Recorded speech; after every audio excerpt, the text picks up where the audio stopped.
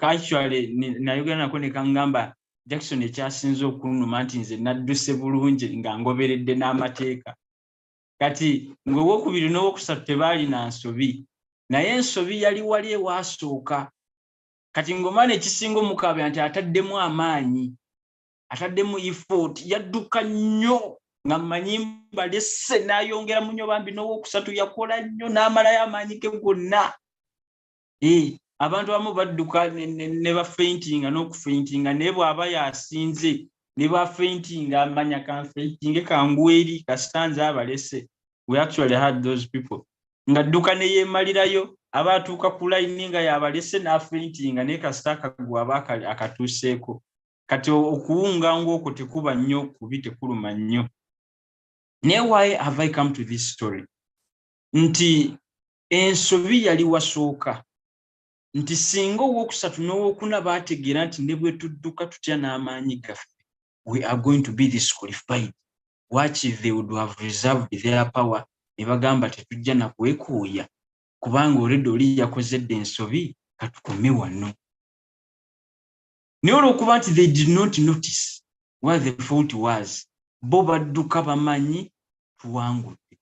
Kati ekimu ku bintu ebisinga okundumya mu lugendo lw'obuweereza nti empeera we bagenda otusalirawo oba we bagenda okuyisiza emirimu gyaffe mu muliro tujja kuba tukyasobola kuzza byamabega, tujja kuba tetukyasobola kuddayo kubitereeza. Ekyo ekimu ku bintu ebisinga okunnuma mbuweereza nembeera nga buli kaseera mba nina okwekebera okebera kati ntuuseewa okeberayo kati kyenakoze kati nina intention ki towards ministry kubanga nkimanyi by the time I'm examined I may not be able to rectify things anymore. By the time we actually am giving accountability nja kuba sikyasobola kuddayo kubitereeza. Bw'oliba okoze loosingo ne yadduka owookuna nga tamanyi already kaabakutte dda kadroni kaabakutte dda nga babba bambi ye nadduka ng'alowooza yasinze kijja kuba kirala nnyo. Kati I actually started realizing some things that many in ministry think they're even firm in faith ninga they are not without notice. Nina ekintu kyengenze ntegeera nti omuweereza kintu kinene nnyo mu lugendo lwaffe olw'obulokozi nontonula even in our own lives ne mu bantu abalala betuweerezaako nti there are many people who are depending on your ministry even without your notice. Nti waliwo abantu bangi nga ye adipendingira ku buweereza bwo okukkiriza kwe kwonna kuyimiridde ku buweereza bwo okukkiriza kwe kwonna kuyimiridde ku ggwe ky'omulaga ng'oli mu kuweereza. Ne sometimes we just do not take caution.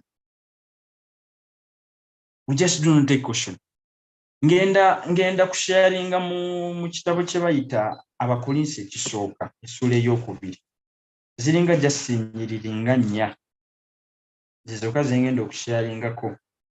Then I think maybe if I get another time we shall join from there. Naye Abakolinsi ekisooka essula ey'okubiri simanyi oba ninawo omusomi w'Oluganda naye nja kusooka nsome mu Luzungu. Njagala tutunuulire Pawulo ono. Pawulo y'omu ku bantu abaategeera obuweereza. Ate nyina ekintu kyengeeza nzuula ku Pawulo nti ebigambo by'olumu tubisoma tetuli intentional naye ng'ekituufu kiri Pawulo buli kigambo kye yawandiikanga yali yawandiika experience ye. Era bwe natandika okusoma ku bbaluwa za Pawulo natandika okubeera intentional nga nsooka buli bwe nsoma statement ya Pawulo nga nsooka nenkwata Pawulo nendaba how can you write that statement out of experience or out of what you've gone through that is related to what you've written.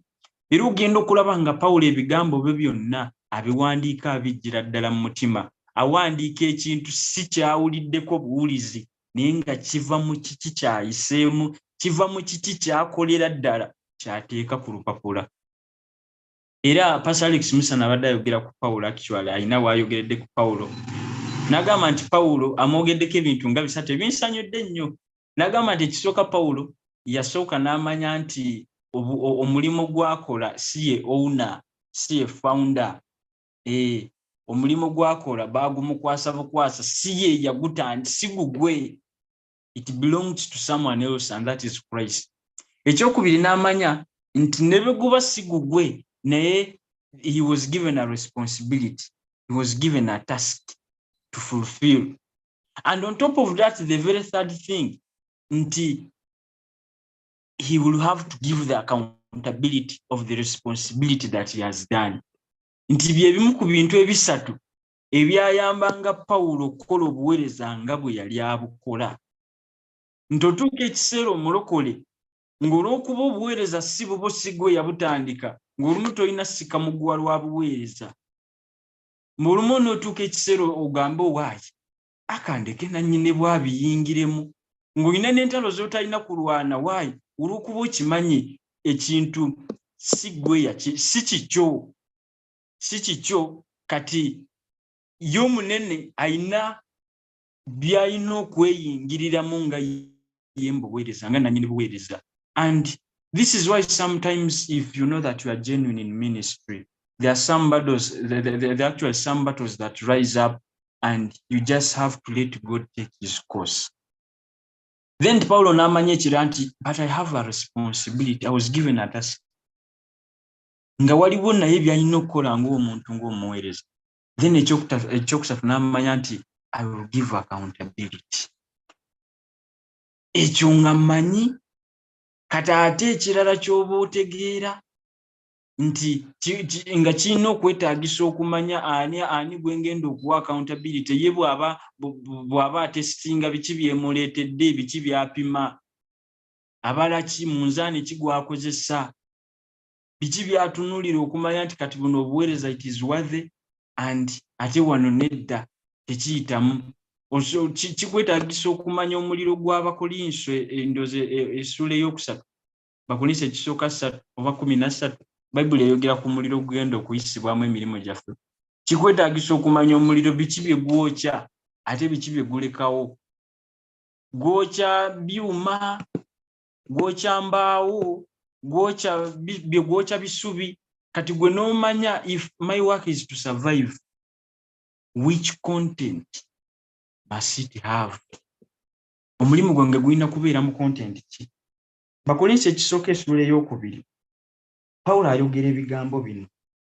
N'agamba nti I, brethren, when I came to you, did not consider with excellence of speech or of wisdom, declaring to you the testimony of God. N'agamba olwokubiri nti for I determined not to know anything among you except Jesus Christ and him crucified. Olwokusatu n'agamba nti I was with you in weakness, in fear, and in much trembling. And my speech and my preaching were not with persuasive words of human wisdom, but in demonstration of the Spirit and of power, that your faith should not be in the wisdom of men, but in the power of God. Mukama ayibazibwe. Paulo alina statement z'ayogera wano. Nabadde nzitunuuliramu n'endabira ddala nenga abannange Katonda atuwa ekisa. Otherwise mulembe gwaffe Sitaani atulese tuweereze naye ng'akimanyi bulungi. Ku 90% of the ministers we have in church, emirimu gyaffe gigenda kwokebwa giggweewo. Kyokka obukizibu obusinga okuluma nti by the time it will be burnt, tujja tetukyasobola kutereeza kintu kyonna. Mbadde ntunuulira Pawulo ng'ayogera ebigambo bino, nga ndaba ne intentions ez'obuweereza bwe, nga ndaba foundation gye yali azimbyeko obuweereza bwe, nga ndabira ddala ekkanisa y'omulembe gwaffe tuli mu kusaaga, tetunnamanya na kiki kye tuweereza, tetunnamanya na biki bye tuzimbako, tetunnamanya n'abantu kika ki be tuweererezaamu. We have failed to know whom do we even serve. Kwegamba Pastor Alex Musana atuse n'agamba nti ministry you do not have to serve because of fun. Like obuweereza tebulina kunyumira. No, tekiri fani naye nti toyina tuuka ekiseera nga katowulira bunyuma. Simanyi wali okozeeko ekintu ng'owulira kinyuma nga bwe munazannya akapiira oli mu kutuuyana naye ate toyagala kuvaamu ne bagamba kukuba ssaabu ogaanira mu lwaki akapiira katuuka ekiseera ne kabanga kati kanyuma bunyumi. It is a game of enjoyment. Newankubadde oli mu kudduka siteri akugoba, oli mu kudduka okoowa otuuyana naye onyumirwa. Pastor Alex Musa n'agamba nti ministry is not supposed to be enjoyable, maybe in some context. Lwaki?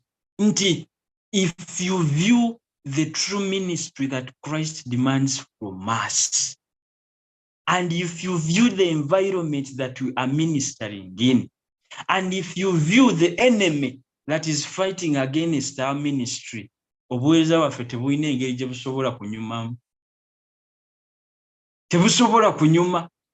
Ekisooka bw'omanya ki ky'olina okukola. Ekyokubiri n'environment mw'ogenda okikolera. Environment yaffe tesobola, it actually does not support our ministry. Ekyokusatu n'omanya obuweereza mulabe ki bw'oba ng'olina omulaba abulwanyisa, mulabe ekyabulwanyisa, tosobola kukeera enkya n'ogamba obuweereza bunyuma. Bannange bunyuma. Tosobola. In some other context, you cannot. Naye kirabika waliwo either engeri gye tutalabamu. There is a way we fail to see the real perspective of ministry. That is when sometimes nti otuuka n'ekiseera n'okuba enkukola munno gw'oyitewo bakuwa ekifo ekyobuweereza ekisingako. Because sincerely speaking, I don't know ne Katonda ayina engeri gy'alina otuyambamu tuddeyo tutandika okulaba obuweereza engeri gye tulina obbulabamu. Pawulo agamba atya? Kati kantandika empola okumenyaamenya ono. Pawulo ayogera statement n'agamba nti, and I, brethren, when I came to you, did not come with excellency of speech or of wisdom, declaring. Pawulo ye muntu eyali omusomi, yasomera mu nnyinza ogiyita Bible College. Omusajja oyo bamuyitanga Gamameero. Gamameero. Omusajja oyo yali alina essomero, y'omu ku ba great teachers abaaliwo mu biseera bya Pawulo. Kati Pawulo was actually yali musomi era he was actually the teacher of the law. Yali gayi ng'asomye nnyo amateeka. Kati agezaako okunnyonnyola Abakolinso n'abagamba nti we najja ewammwe nalina ebitiibwa bingi ate nali mmanyi nnyo, I had that excellence in law. Naye when this time I came with the testimony of God, biri nalina obbisirisa nga nina obbiteeka wansi kubanga kyendeeta, this is not my testimony. He says, declaring to you the testimony of God. Bw'oba otwala obujulizi bw'omuntu ng'olina omuntu gwe wawulidde alina kye yayiseemu nga bwe bujulizi bw'oyagala okuwa abantu kibeewunyisa nnyo obujulizi bw'oli ate bw'otandika obugattamu ebibyo oba tebukyali bujulizi, obujulizi oba obwonoonyi.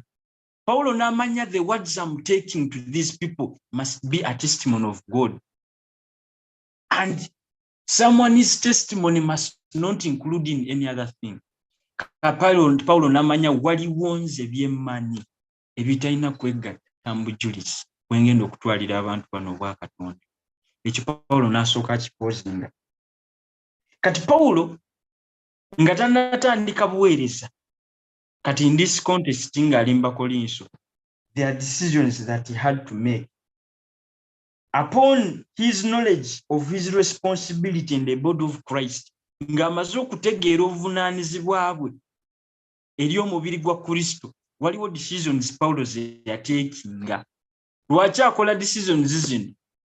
Ng'ekisooka amaze okumanya responsibility ye eri omubiri gwa Kristo. N'amanya nina okusalawo kino, na kino nkisalewo, na kino nkisalewo, if I'm to avail the real purpose that Christ gave me or that Christ put in my life. Waliwo decision gwenga gwe buli bw'otegeera nti kino kye nnina okukola mu buweereza. Waliwo decisions olina otuula wansi osooka okole. osooka okole. Tujja genda tuziraba. Pawulo n'agamba nti for I determined not to know anything among you except Jesus Christ and him crucified.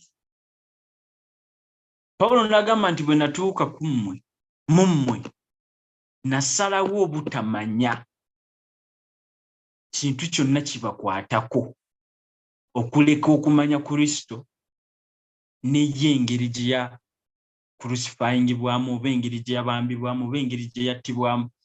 Kati kino Pawulo kiki yali agezaako okujjayo nti olw'okuba I have a common thing that I'm supposed to deliver to you all.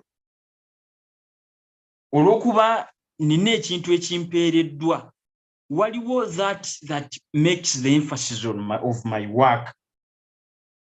That there is an investment. Actually, Jesus did an investment on the cross that must form the emphasis of my work.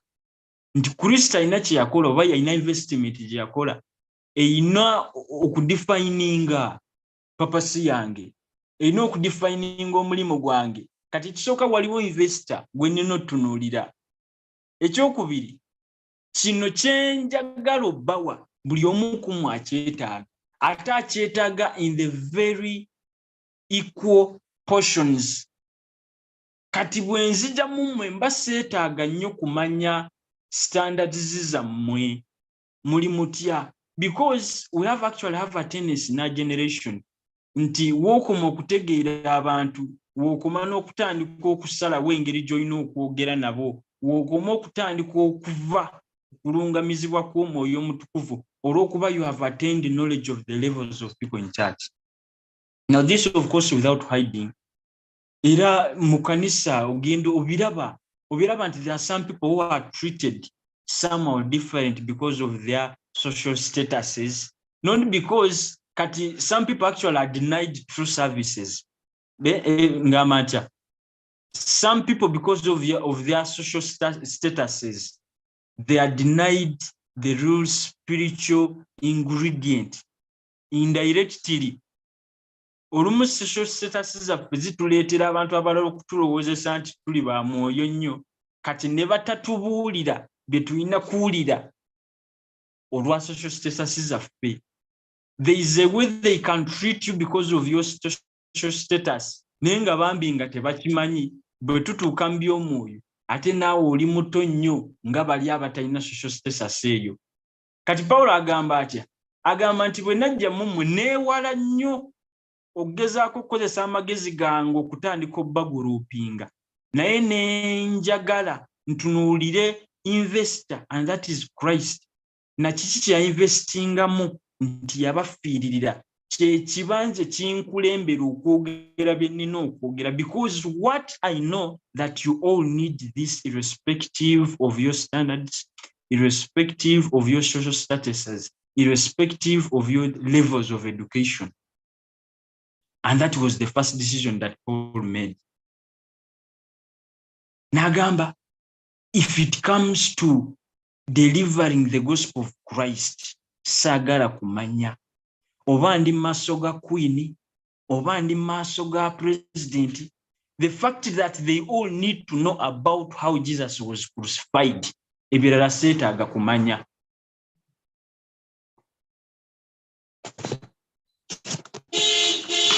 Ebirala saagala kumanya.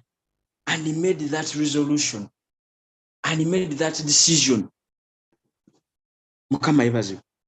Paulo neyongoyo n'agamba atya? N'agamba nti I was with you in weakness, in fear, and in much trembling. Ayongera balaga nti Paulo ayina ekiseera we yatuuka nga is no longer seeking to achieve a better of him. Nti mu buweereza, a time comes and you do not need to achieve a better of you. Jukira emabega abadde akulaga nti he resorted to only looking at Christ Jesus and him being crucified. Kiba kitegeeza mbirala byonna byakola alina okufuba okulaba nti kiri kyatunuzaamu ku bantu, kiri kyatunuuliza abantu. alina obatunuuliza Kristo n'omusalaba gwe. Kino nno kiba kisalawo nnyo engeri gy'ogenda okuyimirira mu bantu okwogera, kiba kisalawo nnyo intention zizo zonna. Bwe mbanga intention yange Jackson yakakasa muntu nti Kristo yamufiiririra, kiba kigenda kungemanya ebintu bingi bye mbadde nga tambuweereza nga tebyo ate tebisonga ku kino, ku musalaba gwa Kristo. Kiba kigenda kungema ebintu bingi bye mbadde ngatta mu buweereza bwange nga this time strictly they are diverting people away from the cross of Jesus. Abooluganda tuli mu mulembe nga obulokozi bwaffe abasinga they are not founded by the cross of Jesus. They are not standing. Kwegamba obulokozi bwaffe busimbiddwa ku musimbi omulala nnyo, naye nga kino kireetebwa abantu abayimirira mu maaso gaffe okuweereza, oba kireetebwa ffe abayimirira mu maaso g'abantu okuweereza. Naye nga Kristo, one of the reasons he did actually, ebimu ku bintu bye yakola nga bye birina okunyweza omuntu mu mulembe guno gwaffe gwe tulimu gwali gwa kutufiiririra, nga manyi teri muntu asobola sigala nga amaaso ge gakyali ba ne wabaawo ensonga emusugukulula okumunzijako. Era teri muntu yenna asigala ng'akyatadde amaaso ge ku musaalaba. Toyina muntu gw'ogenda kulaga musaalaba ng'obuulira enjiri n'alokoka nga amaaso ge gatadde ku musaalaba, n'atambula olugendo lw'obulokozi nga amaaso ge gatadde ku musaalaba, ne wabaawo ensonga emujja mbulokolo. Tekiriiwo. Teri muntu asobola teeka maaso ge ku musaalaba gwa Kristo ne wabaawo ebyo bitandika omuyugayoga ng'ebiyugayoga ekkanisa mulembe gwaffe. Now, the challenge actually is not on the people that we minister to. The challenge or the problem is with us who stand before these people. What are you showing them? What is your focus as a minister? This is going to shape the songs that we are going to sing. This is going to shape the words that you are going to speak to them. This is going to shape how you are going to take yourself as a minister. Kigenda kusalawo ebintu bingi. You will not feel or have a decision power like what Paul made if you don't feel a sense of responsibility for Christ. Wabaawo otuuka ng'olina okusigala ng'owulira nina obuvunaanyizibwa Kristo bwe yampa kulaga abantu ngeri gye yabonaabulamu ku musaalaba. Now, this is going to cause you make certain decisions that you had not made in life.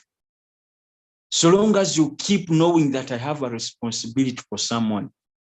Waliwo responsibility eri eyampeebwa gye nina okalinga out. And there is a day that I'm going to give accountability for it. Buli bw'obeerawo ng'omanyi waliwo eyantuma. Ate nina n'obuvunaanyizibwa bwe nina otuukiriza, otandika okutema empenda. Buli bw'olaba nga waliwo ebyagala okukujja ku mulamwa, otandika okwegendereza, otandika okubyewala. Kiba kigenda tufuula abaweereza abatagenda kubeera so negligence in our journey of seeking God or of actually ministry. Now we can actually make a platform or our platform so many things. But his voice was designed to accomplish his purpose. Simanyi kiki ogenda kufuula platform yo. Many of us have actually been entrusted with platforms, have been entrusted with leadership positions. Now you actually may decide to make your platform anything that you want. Now one thing I have to assure you, his voice was designed to accomplish his purpose. Waliwo ekigendererwa ggwe kye wali wategekebwa okufulfiringa in your ministry. Mu mulembe gwaffe tukozeseza opportunities zaffe zifuulamu ebintu ebirala. Tukozeseza opportunities zaffe zikubiramu campaign nga naye nga ffe abeekubira campaign. Tukozeseza opportunities zaffe okuyisaawo okwefuula abaakabi obw'okweteeka mu bifo eby'enjawulo. Tukozeseza opportunities zaffe ez'obuweereza. Now these are the days omuntu afuba nnyo okukozesa Katonda ekifo kyamuwadde okuweereza okuforwardinga katonda ye kyayagala ye n'akikozesa okubaako level we yeeteekako, n'akikozesa okubaako abantu bayingiza, n'akikozesa okubaako ba family members be bayingiza, n'akikozesa kubaako mikwano gye gy'akwata ku mukono, nga we are in the generation whereby ne bw'oba waakuteeka muntu mu kifo tolina na budde bwebuuza katonda, oyanguwa mangu okutunuulira ku mukwano gwe, ani gwe nsinga okukolagana naye, ani gwe nsinga okukwatagana naye, ye waaye mu famire yaffe wali ani, so amuyingizaawo wano. Kwegamba tufudde obuweereza nga companies eziri mu nsi, ng'era bwe biri mu makampani nti omuntu alizaavinga ekifo paka mutabani we wanaamala okusoma akiyingiremu naye n'atakiwa muntu mulala. Kati bwe kitu bwe kifudde n'obuweereza mu kanisa. Why? Because we do not know the purpose as to why his voice had to come. We have not actually labored to focus on the real purpose that we are given in our lives. We have a debt and we have an obligation. We have a debt and we have an obligation. Nsaba Katonda atuwe ekisa. Nsaba Katonda atuwe ekisa. Nsaba Katonda atuwe ekisa. Otherwise, kigenda tuluma nnyo ng'omuntu omaze okuweereza ng'olowooza obadde oweereza naye nga you've just been wasting time. Kubanga akaseera kali kajja kutuuka nga weesalira n'omusango, owulira kikuluma, ogamba kale waakiri singa naleka byonna n'empeereza akatono ke nali nsobola okuweereza naye nenkakasa nti nkoze okwagala kwa Katonda. Yesu agamba nti emmere yange kwe kukola okwagala kwa Katonda. My food is to do the will of God. Yesu yamanya kyekyo ekirina okunvuga mu nsi wano, kyekyo ekirina okunvuga. I pray that it will be a driving force in your ministry. I pray that it will be our driving force in everything that we do, doing the will of God. Doing the will of God. Because Paul reached a point that he wanted to ensure that every believer achieves maximally from the investment that Christ did. Nti buli mulokole oba buli muntu gwe yayogereranga amaaso ge yali akakasa nti alina okufuna ekijjudde Kristo kye yateekamu. Kino kikuleetera okutandika okubeera ne perspective endala mu bantu. Paulo wavudde agambira nti I was with you in weakness, in fear and in much trembling. Nti nali mummwe, nali nammwe mu bunafu, mu kutya. Paulo ng'alinga abagamba nti natuuka ekiseera ne I lowered my standards because I found some of you were so weak that I had to lower my standards if I'm to cope up with you. Kati waliwo omusajja omu yayogera ku kintu kye bayita sentimentality. Sentimentality, I mean someone who has been sent. Nti mentality ey'omuntu asindikibwa abeeko mission gy'akalinga out. Abeeko omuntu gw'aleeta.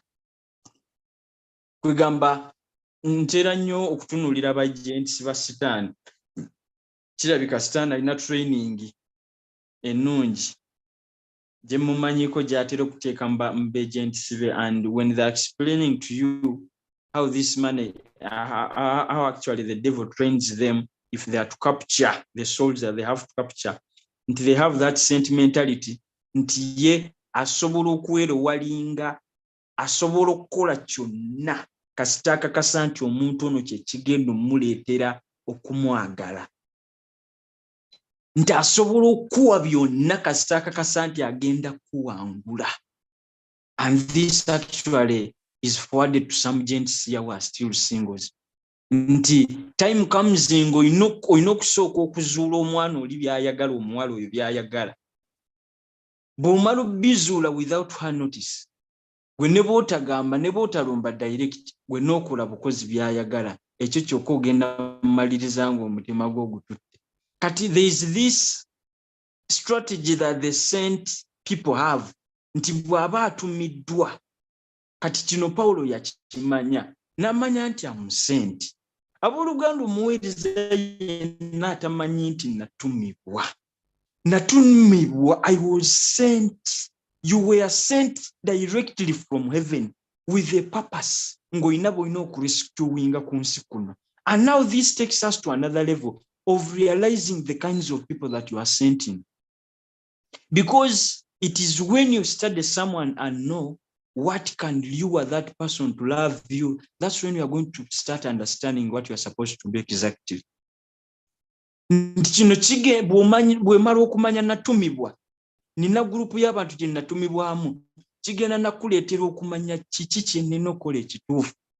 Olimu okutandika okulwanagana n'ebintu, oli mu ntalo tezikukwatako nakukwatako, olwana ne ba ashazi, olwana n'ababulizi b'enjiri naye ng'oli mwegayiriza. Olwana n'abayimbi naye nga Katonda kyakubanja kusaba. Oli mu kulwana kwegamba you are fighting battles that are not even supposed to be yours. Okay, kanzire mu sentimentality ya. Nti omuntu gwe basindise bw'amala okumanya abantu kika kibensindikibwamu ate nino batwalayo.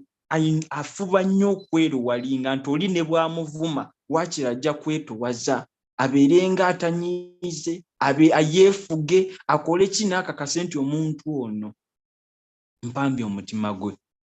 And this is the sentimentality that we have, that we had to have. The sentimentality that Paul had. Paulo yamanya nti nagamba nti I was with you in weakness, in fear, and in much trembling. Paulo alina olunyolo lwamwatuuka n'akugamba nti nafuuka omwavu, nti nafuuka owa wansi bwe natuuka mba wansi, nafuuka omusirusiru bwe natuuka mba sirusiru. Paulo n'akulaga nti ye buli yatuukanga mu kifo yasookanga ku studyinga state y'abantu. Bezanga bano abantu si bayivu, nange kambeerenga ataayiga. Lwaki? Ayina sentimentality. Ayina okukakasa nti abantu be bansindikamu sifaayo oba bali mu state ki, ne I have a responsibility to make sure that they understand Christ that I have. And I pray that if all evangelists will have this sentimentality, njagala babuulira ensi tuba tugenda gikyusa mangu nnyo. Bw'obeera mubuulizi w'enjiri ng'olina sentimentality, toyina muntu gw'otasobola kusobola kubuulira njiri n'akyuka.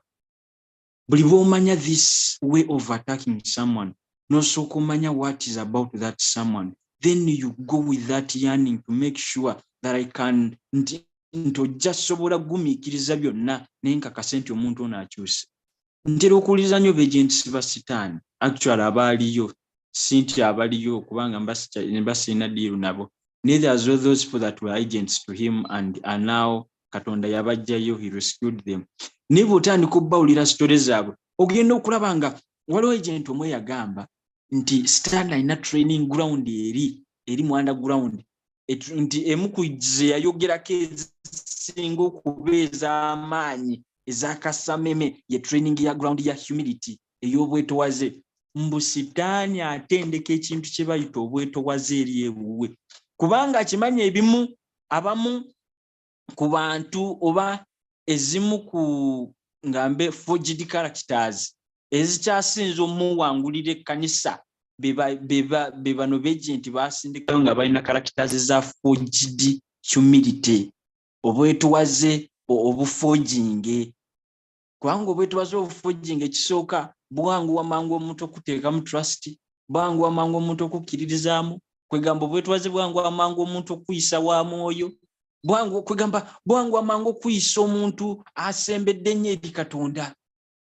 Kati those are some of the training grounds that the devil has. Byasinga okwekakasira byasinga otrainingira mu beagents be. Nekikyengezaako okugamba, because these people know we are sent, and we are sent to capture you and make sure that you join us. Kati afuba okukola kyonna ky'asobola akakase nti awangula omutima gwo. Abooluganda, we are ministers, but we have to know that we are sent. We are sent to the world, we are sent to people, we are sent to people's hearts.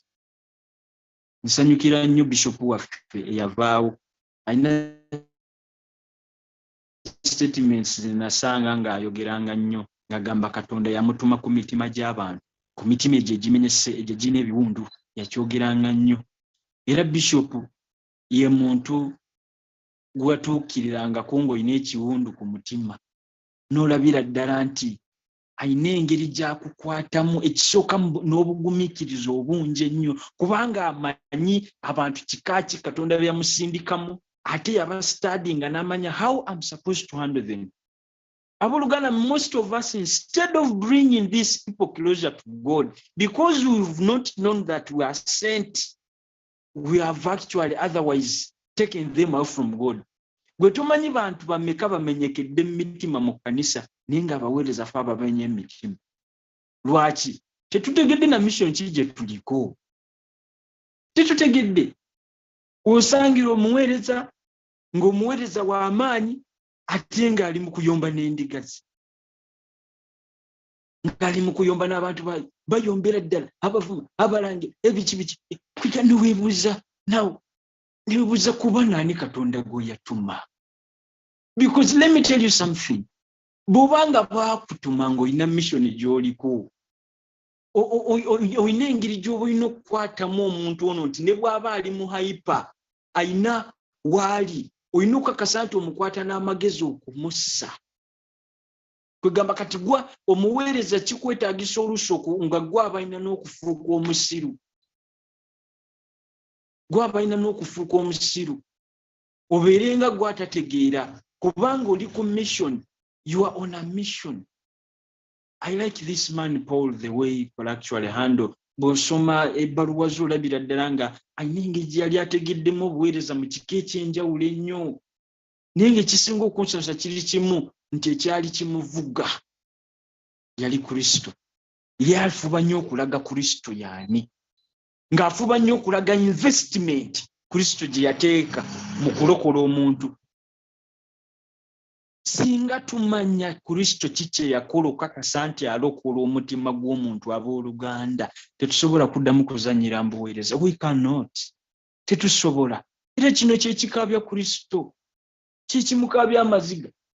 Nagamba abantu tebannamanya na kumanya kikye nateekamu okugula obulamu bw'omuntu. We have not yet known the investment that he put in. Okwewaayo, neewaayo nga saddaaka. N'akolebwako kyonna, ne just kulokola muntu. Kati ffe ne tujja wano ne tutandika ozannyira mu bulokozi, ne tutandika ozannyira mu buweereza. We start playing in ministry. Tuli mu buzannyo, twekuba enkokola, obeera katuuti, obeerako nakwegamba tuli mu kwaya. Tetutege bannange, era Katonda atuwa ekisa abooluganda. Twekuba enkokola, twagala munnaayitewo, oli bw'oti, okuba ono, oyambukira ku ono, okwambuka okugendako mu kifo ekirala, olina sooka kwonoona linnya lya muntu.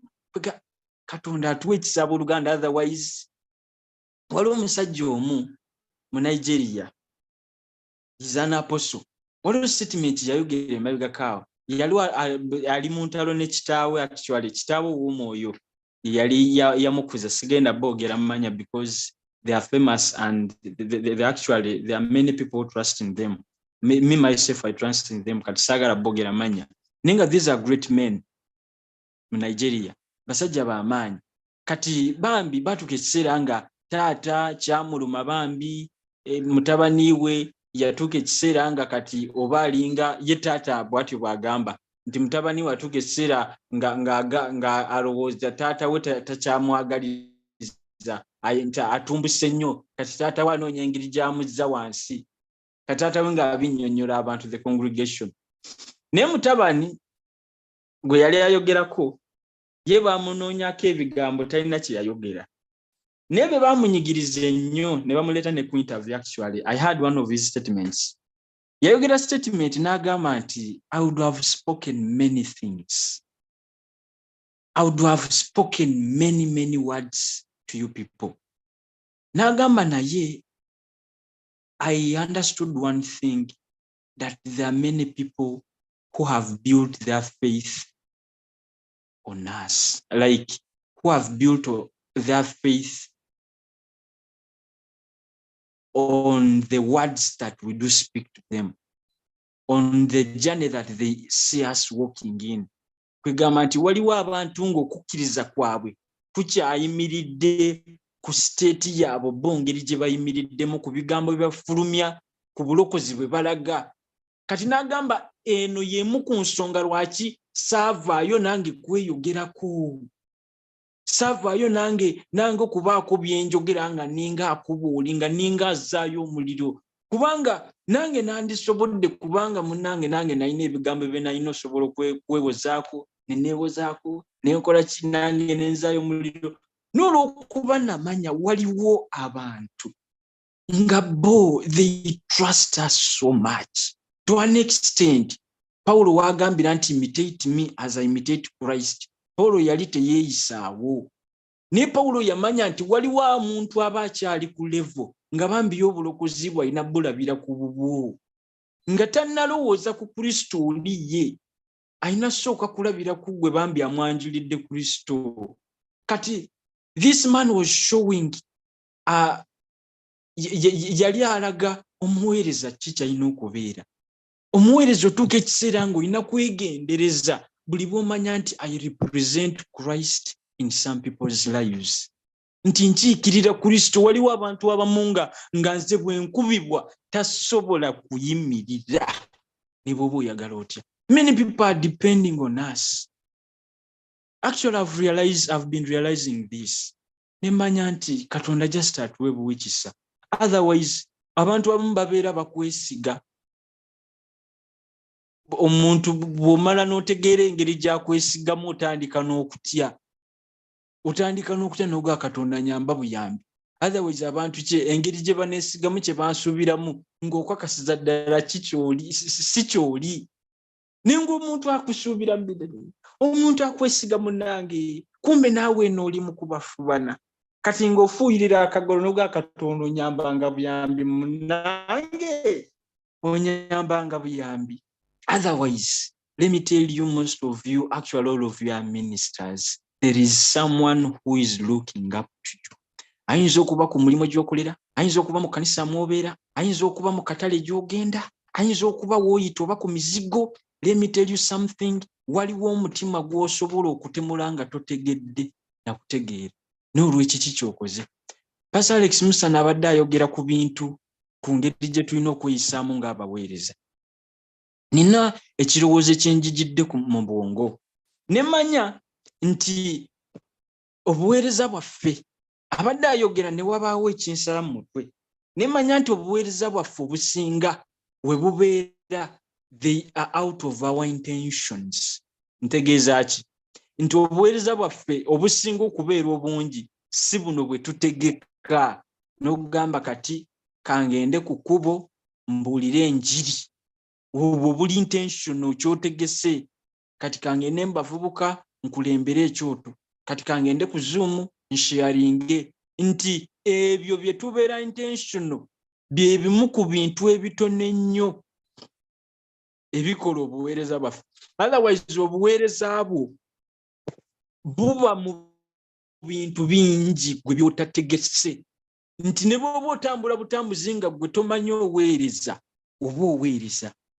Ne bw'oba oli mu kulya gwoba tomanyi oweereza. Actually olumu tube obuweereza okubeera nga tuweereza tulowooza ti this only time I'm on Zoom, this only time I'm worshiping in the worship team, this is only time I'm at the gate as the security guard, as the usher. Ezo gwe z'omanyi z'otegeka z'obadde intention about z'otegese kwegamba. Ne I realized something, nti most of our platforms we actually are not aware of them. Nate nentegeera nti bwe tuba baakutemula mitima gy'abantu ate tubatemudde nnyo mu bintu bye tutabaddeko intention about. bino bye tukoze nga tetumanyi kumanya nti tuweereza mwe tusinze otemulira emitima gy'abantu. Kati nekinjizikiza Pawulo ye ayina we yatuuka n'agamba nti yegendereza nnyo actually ng'alinga agamba every part, every step of his life he came to realize that it was ministry himself. Nti kasita ofuuka omuweereza buli ddakiika oba oweereza, whether you are aware of it, whether you are not aware of it. Nti ebiseera ebisinga bwe tutulimidde emitima gy'abantu tetutegedde nategeera nti tutemudde. Nali ndi juzi campus ekyambogo. Nali ndi campus eyo ntambula simanyi nina gye ndaga ne wabaawo omuvubuka mpita. Naga sebo. Ne ngamba anjagala. Kwe kumugamba wangi muzeeyi. Nangamba nkumanyi, ne mugamba omanyidde wanze nga sikumanyi. Kati tuli kyambogo eri. Nangamba nkumanyi ntera okulaba katuuti ka ku church ya UCC ng'okulembera. Tera okusharinga naffe nadda nnyo mbavubuka. Ntera okulaba. Ne wabaawo ekinsala mu mutwe. Kane ntandika okujjukira bye mbadde nkola nga tannampita oba kale bye mbadde. Ne ntandika okola nenga oba nina ensobi gye nkoze. Awo kubanga ekisooka mbadde saana kitegeera mbadde simulabangako namulabako. But that only made me realize how a minister is supposed to behave. Abooluganda, I'm telling you something. Oyinza okuba tomanyi mitima mmeka gy'otemudde mu buweereza bw'otamanyi nti obadde oweereza na kuweereza. Naye Katonda atuwa ekisa. Pastor Alex Musana ayogedde sitimi n'agamba kendeeza ku speed engeri gy'ogenda okuweerezaamu abantu osooka oweereza embulamu bwo.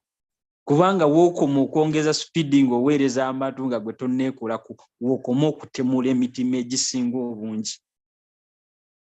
The more you minister when you have not yet ministered to yourself, the more you break people, the more you actually kill people's hearts.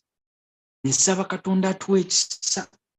Akalala sigenda akakwatako kubanga ate kawanvu. Bible egambe and my speech, and my speech and my preaching were not with persuasive words, but of human wisdom, but in a demonstration of the Spirit and of power, that your faith should not be in the wisdom of men, but in the power of God. Katate kino kiwanvu sigenda kikwatako ssaawa zino. Naye Katonda bw'ali bw'atuwadde omukisa ndikumawo ne nkikwatako. Nti waliwo obligation gy'olina ng'omuweereza okakasa nti people's faith is not in the wisdom of men, but is in the power of God. Mu mulembe gwaffe ekigendo tuyisaawo mu nnaku zino ezisembayo kwe kubeera nga buli muntu okukkiriza kwe kusimbiddwa so si mu magezi ag'omuntu wabula mu maanyi ga Katonda. Kati there are many ministers who have built their people's faith in their own wisdom. Era y'ensonga lwaki ssaawa zino embuyaga bwekunta mu kkanisa ereka bangi nga bagudde.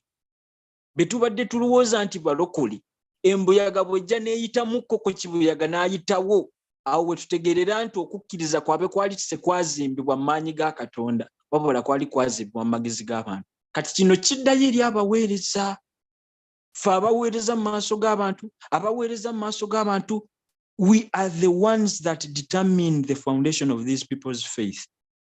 Njagala okukakasa omuweereza gwagenda ossalawo omuntu gw'oweererezaamu okukkiriza gwe kusimbiddwawa, gwagenda ossalawo oba omuntu anaayimirira mu nnaku ez'oluvannyuma, gwagenda ossalawo oba covid ow'okuna bw'anajja baani baagenda okuleka nga bayimiridde. What you do at this time is going to determine that somebody's future. Kino sigenda kyogerako. Maybe next time we may come with a question that says, what are the symptoms that show that man's faith stands in the wisdom of men or in the power of God? Kubanga nayo kyetaaga ne tukimanya. Okukkiriza kwe kuba kwate kunywezebwa mu magezi g'omuntu kubeera kutya. How do you behave? One thing I can say, there is those situations that always prove how where our faith was grounded in. Nekyandibadde kirungi Pawulo alina bagambira Efeso nti mwambale ebyokulwanyisa ebirungi eby'amaanyi such that ku lunaku olubi muyimirire. Olunaku olubi lugenda otuuka lwo just omugaso gwalwo luba luze kakasa okukkiriza kwe kwazimbibwa mu kibuyaga ye ekimuleeta si kukujjukiza ozimbe. Kibuyaga ekimuleeta kukebera wazimba kuki kati okuzimba it is always earlier, it is always in advance before the evil day comes. Nenga abaweereza abooluganda nagamba ku statement nembagamba kijja kuba kizibu okubeera nga abantu Katonda be yakutuma oba be yakukwasa oba be yakwesigisa nga bo batokomoka bagenda mu ggeyeena olw'okuba walema obbazimba ku musingi ogutuufu gwemba olw'okuba wagenze okoze obulokozi bwo obadde tolina kibi nti ogende mu ggulu Katonda akukkirize gw'oyitewo bali abasindike mu ggeyeena. Kijja kuba kizibu abasinga bwe tunaaba tetweteretereza we shall go with our victims. Gye balaga gye tugenda bajja kugenda n'abantu bo badde okulembera. Tewababuulira nga basoose nakukuba kibooko bano ogende. Nsaba Katonda atuwa ekisa budde bwaffe bugenze. I pray that the Lord will give us the grace. I don't know, as a minister, do you know whom you serve? Manya ni gwoweereza nga tonnatuuka kubuguutana na musumba ayitawo olyoka okyusa engeri gy'obadde simanyi engeri gy'obadde otuddemu ate simanyi biki musumba ze tukole tupapeetuke ng'ebyo byonna tonnabikola. Ekibuzo kiri do you know even whom you minister? I mean, do you know omanya ani gwoweereza nga tonnatuuka kukola bintu ku pressure oleme n'okukola okwagala kwa Katonda olw'okuba waliwo pressure y'omuntu gwoweereza omumanyi eyakutuma omumanyi ojjukira n'okujjukira nti waliyo olunaku lw'ogenda okuwembalirira waliwo ensonga gy'ogenda osimba maaso ga Katonda ng'eyimirira lwaki tewakola kwagala kwe olw'okuba gundi yali atadde ku pressure olw'okuba gundi yaliwo olw'okuba mulange twali mu biseera bizibu olw'okuba twali twetaaga ssente akaseera ako neneerabira okwogera ku mutima nga bwe wali oŋŋambye nga nina okuyisaawo ekya ssente munange tukole kino biki.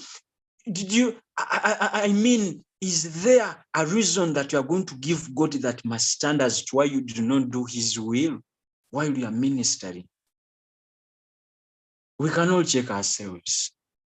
Nsaba Katonda atuwe ekisa nange bwampa ekisa.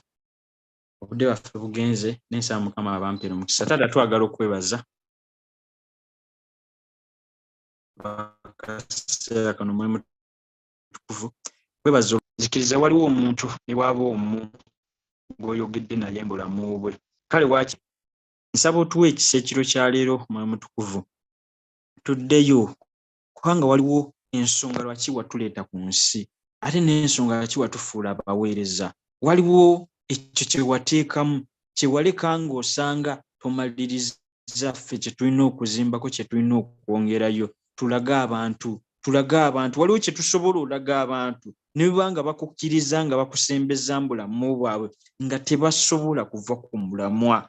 Naye kimu ku nsobi ze tukola nti abantu tumanyi obbasembeza nga tetubalaze ekyo kye tulina obbalaga.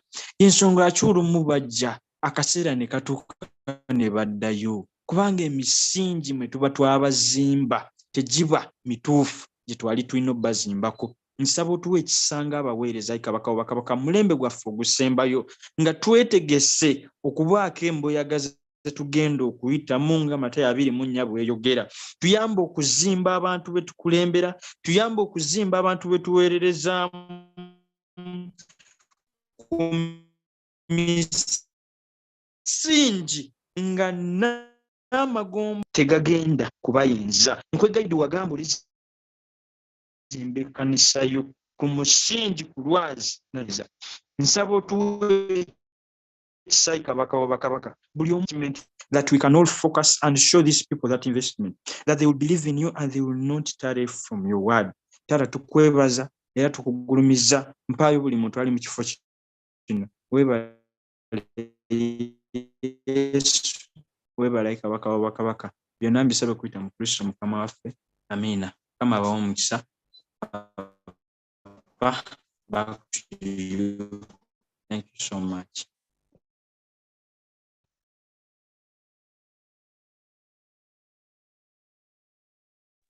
Amen. God bless you so much, Papa. Come up home, sir. Hello, Pastor Alex. Our dash and I statement. Opposite.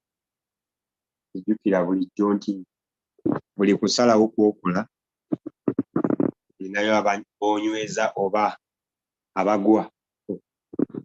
There are people who look to you.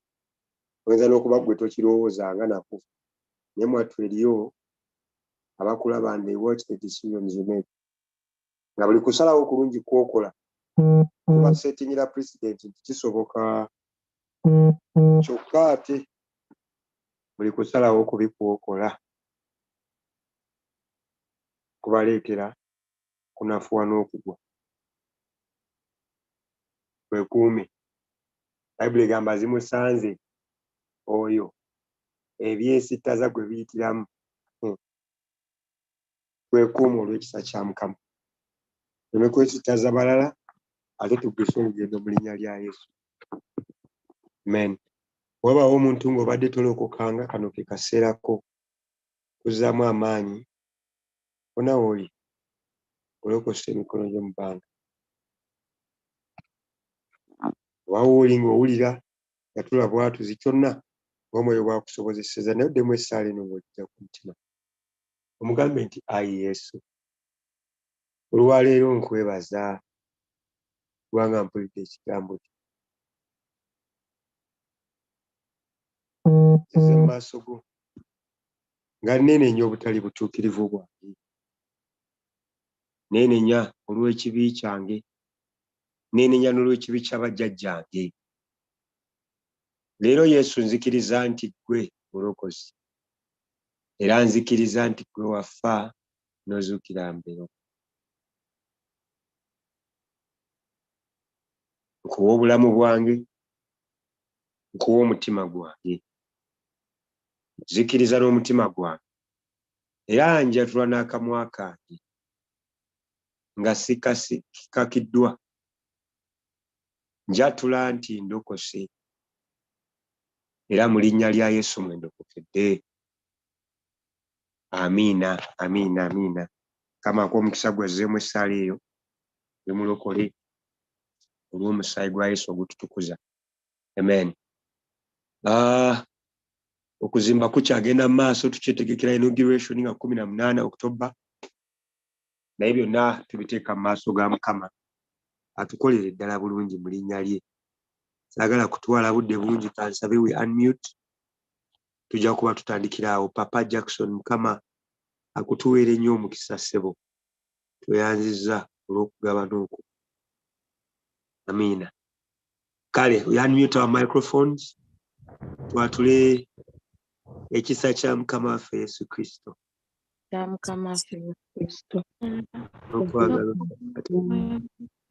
n'okussa ekiboko mu Sange Victor n'ery'Abaganda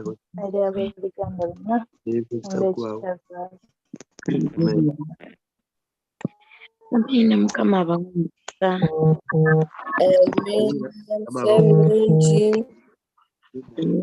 Ebirungi Mukama abakuume. Thank you, Papa Jaxon. Omukisa.